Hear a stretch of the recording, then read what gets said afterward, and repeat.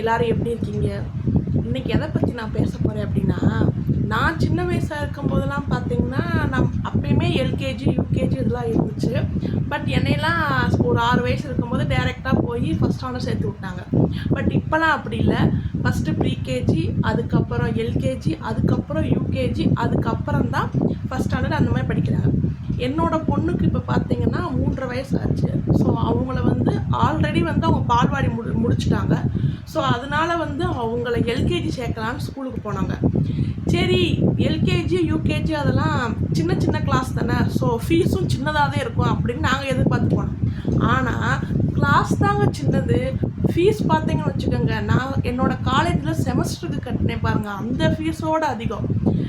40,000. நான் சொல்கிறது இருக்கிறதுலே கம்மியான அமௌண்ட்டு.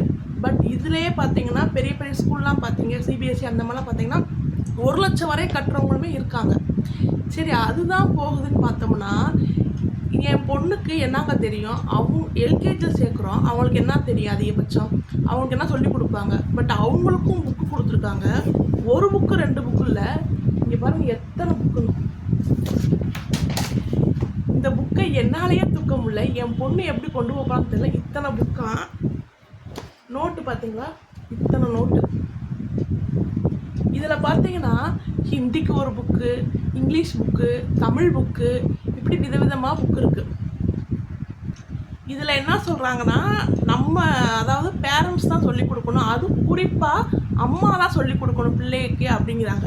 இதெல்லாம் படிக்கிறதுக்கு நான் ஒரு டியூஷன் போடுங்க, அந்த மாதிரி இருக்குது. இந்த புக்கை பிரித்து பார்த்தா எனக்கு இப்போ என் பொண்ணு படிப்பாளான்னு பயம் இல்லை, நான் சொல்லி கொடுத்துருவான்னு பயம் எனக்கு இருக்குது. ஏன்னா அவ்வளோதான் இருக்குது. என்னாலேயே அதை என்னத்தை நான் சொல்லன்னு எனக்கு தெரியலங்க. இதில் இன்னொரு ஹைலைட் என்ன தெரியுமா? இந்த லெட்டர்லாம் பாருங்கள், உங்களுக்கு தெரியும் நினைக்கிறேன். அப்படியே இப்படி சுழிச்சு இந்த அப்படி சுழிச்சு இருக்குது.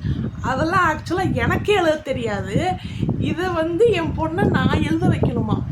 ஆக மொத்தம் இப்போ என் பொண்ணுக்கும் எழுத தெரியாது, எனக்கும் எழுத தெரியாது. இதெல்லாம் இப்போ யார் எழுத போகிறா? இதை கொடுத்துருக்காங்கன்னு எனக்கும் தெரியல. இதெல்லாம் நினச்சா சிரிப்பாக தான் இருக்குது.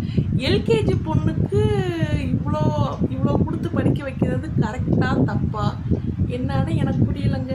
நீங்கள் சொல்லுங்கள். இப்போ இருக்கிற என்னோடய ஃப்ரெண்ட்ஸாக இருக்கட்டும், என்னோடய ரிலேஷன் நிறையா பேர் அவங்க பிள்ளைங்களாம் எல்கேஜி யூகேஜியாக சேர்த்து விட்ருப்பீங்க. உண்மையிலே இவ்வளோ புக்கெல்லாம் கொடுத்து இப்படி அங்கே படிக்க சொல்கிறாங்க, ஒன்றுமே புரியலைங்க.